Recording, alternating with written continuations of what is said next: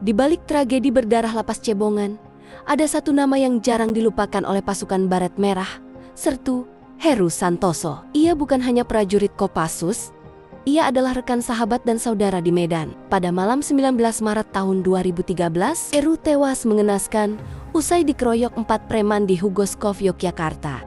Hanya karena cekcok kecil, mereka menghajar Heru tanpa ampun. Luka dalam dan trauma rekannya tak terhitung. Tapi yang paling menyakitkan bukan itu, keempat pelaku masih hidup.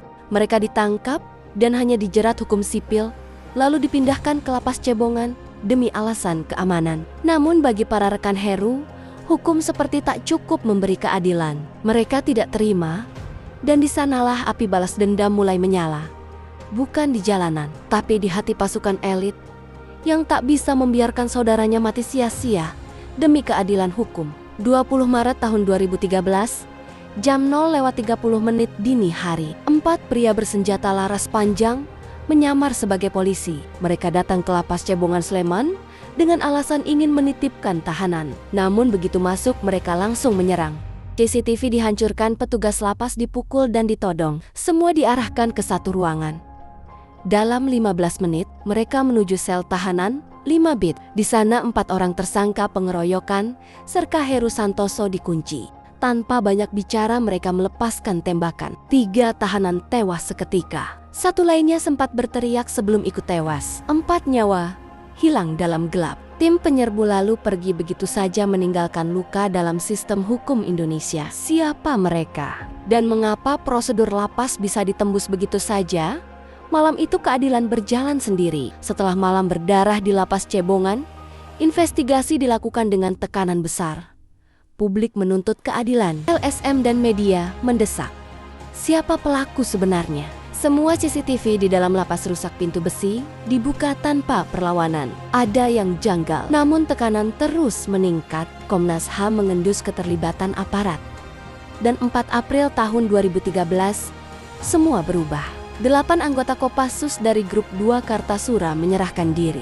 Mereka mengaku datang membalas kematian rekan mereka, Sertu Heru Santoso. Pengakuan itu mengejutkan. Publik terbelah antara mendukung atau mengutuk. Namun satu hal pasti, pengakuan itu tak muncul dari tekanan hukum, melainkan karena kode etik internal mereka, solidaritas yang tak tergoyahkan. Tapi apakah benar hanya 8 orang, atau ada dalang yang masih tersembunyi dalam gelap? Ruang mahkamah militer dipenuhi aura tegang. Serda Ucok duduk tenang, berpakaian dinas lengkap, tanpa ekspresi. Jaksa membacakan dakwaan menyerang lembaga sipil, pembunuhan, pelanggaran hukum perang. Tapi dari balik tudingan itu, suara publik mulai bergema. Benarkah mereka pelaku tunggal? Satu persatu prajurit bersaksi, mengaku bertindak atas dasar kekecewaan, bahwa hukum tak lagi memberi perlindungan bagi mereka yang gugur dalam tugas. Ucok tak menangis, tak memohon ampun. Dalam sidang yang disiarkan terbatas, publik melihat lebih dari sekadar kasus. Ini tentang luka dalam tubuh militer, tentang dendam dan loyalitas. Putusan jatuh, Serda Ucok divonis 11 tahun penjara, tapi di luar sana, simpati mengalir. Ia bukan hanya dihukum, ia dijadikan simbol keadilan. Setelah sidang berakhir, suasana tak kunjung tenang. Di luar pengadilan, banyak yang meneteskan air mata, tapi bukan untuk korban, melainkan untuk Serda Ucok. Bagi sebagian masyarakat, ia bukan kriminal, tapi simbol loyalitas yang salah arah. Di forum-forum online, komentar pedas dan dukungan berseliweran. Apakah membela teman pantas dibalas penjara? Apakah keadilan bisa dipisah dari rasa kemanusiaan? TNI sendiri memilih diam, menjaga wibawa dan netralitas. Namun sorotan publik tak bisa dibungkam. Lapas Cebongan menjadi pengingat.